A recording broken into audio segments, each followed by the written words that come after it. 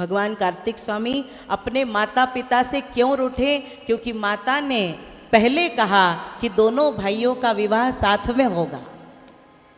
ब्रह्मा जी की दोनों पवित्र बेटियां रिद्धि और सिद्धि, इन दोनों बेटियों को मैं बहू बना करके अपने घर में लाऊंगी, लेकिन जो भी मेरा समझदार पुत्र सबसे पहले पृथ्वी की 7 परिक्रमा करके आएगा, मैं उसका विवाह सबसे पहले करूंगी। दोनों भाई बराबरी के और दोनों माता पिता के परम भक्त।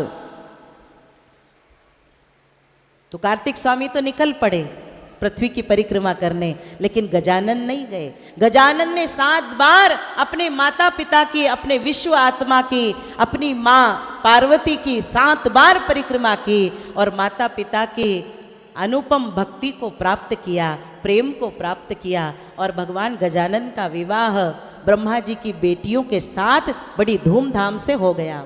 इस बात से कार्तिक स्वामी रूठ गए और आजीवन ब्रह्मचारी रहूंगा ऐसा व्रत ले लिया। क्रौंच पर्वत पर चले गए। मेरा पुत्र कार्तिक लौट कर नहीं आया। माता गौरा, माता पार्वती जब तड़प रही है अपने ज्येष्ठ पुत्र की याद में, तो भगवान शंकर ने कहा कि हे देवी, अगर तू चाहती है कि तेरा पुत्र कार्तिक तुझे याद करे, तेरे पास लौट करके आ जाए, उसके मन में जो दुविधा है वो दूर हो जाए, तो तू 16 सोमवार का उपवास कर, व्रत कर। तो माता पार्वती ने अपने पुत्र को प्राप्त करने के लिए 16 सोमवार का व्रत किया है, बड़ी निष्ठा से।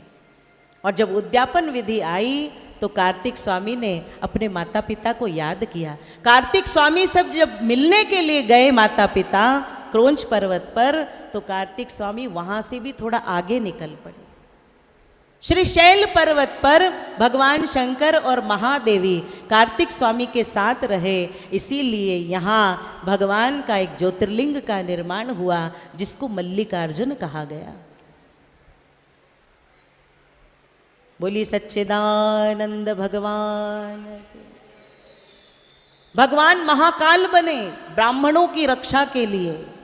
भगवान ने महाकाल का अवतार लिया। कालों का काल महाकाल भूतनाथ बने केवल ब्राह्मण की रक्षा के लिए। ब्राह्मण देवता निरंतर चैतन्य स्वरूप धारण करके अवंतिका नगरी में अनुष्ठान किया करते थे और बड़े बड़े राक्षस उस अनुष्ठान को भंग कर देते थे। ब्राह्मण रोज अनुष्ठान करते, रोज यज्ञ करते और राक्षस उसका विध्वंस कर देते। तो भोले बाबा ने एक दिन इन राक्षसों का वध करने के लिए और ब्राह्मण देवता के अनुष्ठान को सजल बनाने के लिए महाकाल का रूप लिया। इसीलिए उस दिन से आज तक उज्जैन नगरी के राजा महाकाल बने हैं। बोलिए महाकाल बाबा के।